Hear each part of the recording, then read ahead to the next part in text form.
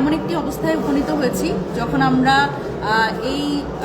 যখন ত্রয়োদশ জাতীয় সংসদ নির্বাচনে আমরা যখন ফলাফল প্রাপ্তির খুব কাছাকাছি সময়, তখন আমরা দেখছি বিভিন্ন জায়গায় আমাদের যে সম্ভাবনাময় আসনগুলো, সেই আসনগুলোতে কিন্তু নানাভাবে ফলাফল প্রভাবিত করবার একটা প্রচেষ্টা আমরা দেখতে পাচ্ছি। এবং এই নগ্ন প্রচেষ্টা আমাদের যারা প্রার্থীরা আছে তাদের কিন্তু ফলাফলে একটা বড় ধরনের প্রভাব ফেলবে বলে তারা আশঙ্কা করছে। এবং সেখানে দায়িত্বরত যারা আছে, নির্বাচন পরিচালনার সাথে যুক্ত প্রিজাইডিং অফিসার এবং এই রিটার্নিং কর্মকর্তা, তাদের মদতে কিন্তু এই ঘটনাগুলো ঘটছে বলে আমরা মনে করছি। এবং এই জায়গা থেকে কিন্তু আমরা দেখছি যে বিএনপির যারা দলীয় নেতাকর্মী, তারা কিন্তু আমাদের যেই আমাদের ভোট কেন্দ্রগুলো, যেগুলো সম্ভাবনাময় আমাদের প্রার্থীর, সেই ভোট কেন্দ্রগুলোতে কিন্তু ফলাফল প্রভাবিত করবার জন্য তারা কিন্তু ভোট কেন্দ্রের সামনে তারা হলো এক ধরনের শক্তি প্রদর্শন করছে এবং ভোট কেন্দ্রগুলো দখল করবার চেষ্টা করছে। সুতরাং এটা কোনোভাবেই কাম্য নয়। আমরা এই ফলাফল মানে পাওয়ার প্রাককালে আমরা কিন্তু এই ধরনের বিষয় আমরা কোনোভাবেই আমরা একসেপ্ট করছি না। এবং দেখেন, আমরা যেটা বারবার করেই বলছি যে মিডিয়া এক ধরনের ট্রায়াল করছে আমাদের সাথে, সেটা হচ্ছে যে এই সম্ভাবনাময় যে আমাদের আসনগুলো, সেগুলো কিন্তু আমরা আনঅফিসিয়ালি আমরা যেটা জানি বেসরকারি তথ্যর ভিত্তিতে যেগুলোতে আমাদের প্রার্থীরা তারা জয়লাভ করেছে অলরেডি, আমাদের কাছে এই তথ্য আছে, কিন্তু মিডিয়াতে কিন্তু সেগুলো কোনোভাবেই আসছে না। এবং আমরা জানি যে মিডিয়া এক ধরনের ব্ল্যাক আউট করছে আমাদের সাথে এবং আমাদের যে তথ্যগুলো, সেই তথ্যগুলো সামনে আসতে দিচ্ছে না।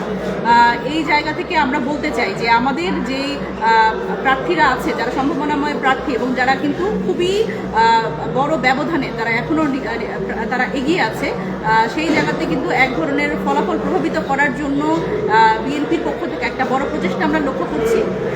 তো এই ব্যাপারে আমাদের সার্বিক যে পর্যালোচনা, এই নিয়ে কথা বলবেন জাতীয় নাগরিক পার্টির সম্মানিত মুখপাত্র এবং নির্বাচন পরিচালনা কমিটির চেয়ারম্যান আসিফ মাহমুদ সজীব ভুঁইয়া। আমি তাকে অনুরোধ করছি যে এই ব্যাপারে সার্বিক যেটা পর্যালোচনা সেটি বলবার জন্য। যারা আমাদেরকে দেখছেন, খুব জরুরি সিচুয়েশনে আপনাদের সাথে লাইভে আসতে হলো, লাইভে কথা বলতে হচ্ছে। আমরা অবজার্ভ করছিলাম যে ভোট গণনা কীভাবে হচ্ছে। আমরা ভোট গ্রহণে কয়েকটি জায়গায় অনিয়ম হলেও আমরা সার্বিকভাবে সেটা মেনে নিয়েছি। কিন্তু ভোট গ্রহণের পরে যখন ভোট গণনা শুরু হয়, তখন একটি দল যখন দেখতে পায় যে তারা বিভিন্ন কেন্দ্রে হারছেন এবং পিছিয়ে আছেন, তখন তারা তাদের যেই ফলাফল কারচুপি করার কিংবা ফলাফলকে প্রভাবিত করার যেই ষড়যন্ত্র, সেটাতে মেতে উঠেছেন। আমরা ইতিমধ্যে দেখেছি খুবই লজ্জাজনকভাবে বিএনপির প্রার্থী মির্জা আব্বাসের স্ত্রী, তিনি সরাসরি একটা কেন্দ্রে দাঁড়িয়ে ভোট গণনা দেখছেন। পরবর্তীতে আমরা খোঁজ নিয়ে জানতে পেরেছি যে সেই কেন্দ্রে মির্জা আব্বাস বিপুল ভোটে পিছিয়ে থাকায় সেখানে তিনি 7 বার ভোট কাউন্ট করিয়েছেন। তিনি সেখানে উপস্থিত থেকে 7 বার ভোট কাউন্ট করিয়েছেন, যাতে মির্জা আব্বাসকে বিজয়ী ঘোষণা করা যায় কিংবা তার তিনি এগিয়ে আছেন সেরকমটা দেখানো যায়। এবং এটা আমরা কোনোভাবেই এই ধরনের কার্যক্রমকে মেনে নিব না। এবং আমরা দেখছি যে কিছু কেন্দ্রে যেখানে ইতিমধ্যে তারা অনেক পিছিয়ে আছে, ফলে সেখানে তারা ছাত্রদলের নেতাকর্মীরা, বিএনপির নেতাকর্মীরা সেখানে গিয়ে সেই কেন্দ্রগুলোতে তারা সেই কেন্দ্রের ফলাফল মেনে নেবেন না বলে তারা ঘোষণা দিচ্ছেন এবং প্রিজাইডিং কর্মকর্তাদেরকে চাপ প্রয়োগ করছেন।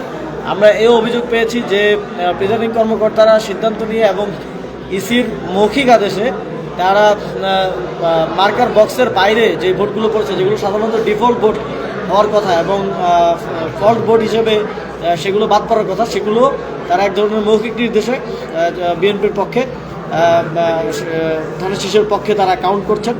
এবং আমরা দেখছি যে মিডিয়া এক ধরনের বয়ান নির্মাণের চেষ্টা করছে, যেখানে আমরা দেখেছি যে ইতিমধ্যে বেসরকারি ফলাফলে 11 দলীয় জোট এবং বিএনপি প্রায় কাছাকাছি অবস্থানে আছে, 60-64 এরকম একটা অবস্থানে আছে। সেখানে মিডিয়াতে দেখানো হচ্ছে যে বিএনপি 30টা, জামাত 5টা, এনসিপি 1টা, অথচ ইতিমধ্যে বেসরকারিভাবে এনসিপি 5টা আসনে জয়লাভ করেছে। সুতরাং আমরা দেখতে পাচ্ছি পুরো ইকোসিস্টেমের একটা আন্ডারস্ট্যান্ডিংয়ের মধ্য দিয়ে ফলাফলকে প্রভাবিত করার, ফলাফলকে রিগিং করার এক ধরনের চেষ্টা হচ্ছে। তারা যেহেতু ভোট কেন্দ্র দখল করতে পারেনি, ভোট রিগিং করতে পারেনি, এখন তারা ফলাফল প্রভাবিত করার মাধ্যমে নির্বাচনে জয়ী হওয়ার এক ধরনের চেষ্টা চালাচ্ছে। আমরা ঢাকা 11 আসনে দেখেছি যে আসনগুলোতে যে কেন্দ্রগুলোতে আমরা বিজয়ী হয়েছি, এবং পঞ্চগড় 1 আসনে, তারপরে দিনাজপুর 5 আসনে, এরকম কয়েকটি জায়গায় যে কেন্দ্রগুলোতে আমরা বিজয়ী হয়েছি, সেই কেন্দ্রগুলোর ফলাফল ঘোষণা করা হচ্ছে না, ফলাফল আটকে রাখা হচ্ছে। একটা কেন্দ্রে 3000-4000 ভোট এই কাউন্ট করতে 6 ঘন্টা, 5টা বাজে যদি নির্বাচন শেষ হয়, এখন 11টা বাজে, 6 ঘন্টা সময় কীভাবে লাগে এটার কোনো জবাব আমাদের কাছে নেই। যেখানে সিমিলার কেন্দ্রে 1 ঘন্টার মধ্যে ফলাফল চলে আসছে, সেখানে পাশের কেন্দ্রে 6 ঘন্টা সময় কোনোভাবেই বোধগম্য নয়, এবং এটা স্পষ্ট বার্তা দেয় যে সেখানে এক ধরনের ইঞ্জিনিয়ারিং চলছে এবং আমাদের বিজয়ী কেন্দ্রগুলোকে স্টপ রেখে সেই ফলাফলগুলোকে সামনে আসা থেকে বন্ধ করে এক ধরনের পারসেপশন তৈরি করা হচ্ছে, এক ধরনের তাদের প্রার্থীদেরকে বেসরকারিভাবে বিজয়ী ঘোষণা করার চেষ্টা হচ্ছে। আমরা ইসির কাছে দাবি জানিয়েছিলাম যে আপনাদের কাছে যেই কেন্দ্রগুলোর আসনগুলোর ফলাফল দ্রুত আগে আসবে সেগুলো আগে ঘোষণা করতে হবে, কিন্তু আমরা দেখছি যে তারা বেসরকারিভাবে 11 দলীয় জোটের বিজয়ী আসনগুলো ঘোষণা না করে বরং বিএনপির বিজয়ী আসনগুলো আগে ঘোষণা করছেন এবং নাম্বার নিউমেরিক্যালি বিএনপিকে বেশি দেখানোর একটা চেষ্টা করছেন। আমরা শঙ্কা করছি যে ঢাকা 8 আসন, ঢাকা 11 আসন, পঞ্চগড় 1 আসন, কুড়িগ্রাম 2 আসন, নোয়াখালী 2 আসন, দিনাজপুর 5 আসন, এরকম আমাদের 7-8টি আসনে ফলাফল প্রভাবিত করার, ফলাফল রিগিং করার চেষ্টা চলছে। আমরা আমাদের নেতাকর্মীদেরকে ইতিমধ্যেই সতর্ক অবস্থানে থাকার নির্দেশনা দিয়েছি। যদি প্রয়োজন হয় আমরা যে কোনো ধরনের কঠোর সিদ্ধান্ত গ্রহণ করার দিকে যাব। আমরা বিএনপি নেতাকর্মী, ছাত্র নেতাকর্মীদেরকে আহ্বান জানাতে চাই যে আপনারা কোনো কেন্দ্রে ফলাফলকে প্রভাবিত করার জন্য কেন্দ্রের বাইরে অবস্থান নেবেন না, প্রশাসনকে নিরপেক্ষভাবে কাজ করতে দিন এবং প্রশাসনের প্রতি আহ্বান থাকবে কোনো ধরনের অপব্যাখ্যা কিংবা কোনো ধরনের নতুন আইন বা নিয়ম এনে এখন ডিফল্ট ভোটকে একটা নির্দিষ্ট দলের পক্ষে গণনা করার চেষ্টা আপনারা করবেন না। তাহলে কিন্তু আমরা এই বিষয়গুলোকে সহজভাবে দেখব না এবং এক্ষেত্রে জাতীয় নাগরিক পার্টি এবং 11 দলীয় জোট কঠোর অবস্থানের দিকে যেতে পারে। আপনাদের সকলকে ধন্যবাদ। 11 দলীয় জোটের সকল নেতাকর্মীকে সতর্ক অবস্থানে এবং কেন্দ্রে অবস্থান করার জন্য আহ্বান জানাচ্ছি এবং সবচেয়ে গুরুত্বপূর্ণ হচ্ছে কোনোভাবেই প্রাথমিক ফলাফল বা কয়েকটি কেন্দ্রের ফলাফল দেখে আপনার কেন্দ্র ছেড়ে দিবেন না। আপনার কেন্দ্র এবং আসনের চূড়ান্ত সরকারি ফলাফল আসা পর্যন্ত কেন্দ্রের বাইরে অবস্থান করুন। আমরা যদি কেন্দ্র ছেড়ে দিই, আমাদের নেতাকর্মীরা যদি কেন্দ্র ছেড়ে দেয়, তাহলে এই সুযোগটা নিয়ে সেই কেন্দ্রের ফলাফলকে প্রভাবিত করার চেষ্টা করবে এবং করছে, সেটা আমরা ইতিমধ্যে দেখেছি। আপনাদের সকলকে সতর্ক অবস্থান নেওয়ার জন্য আহ্বান জানিয়ে আমার বক্তব্য শেষ করছি। আসসালামু আলাইকুম।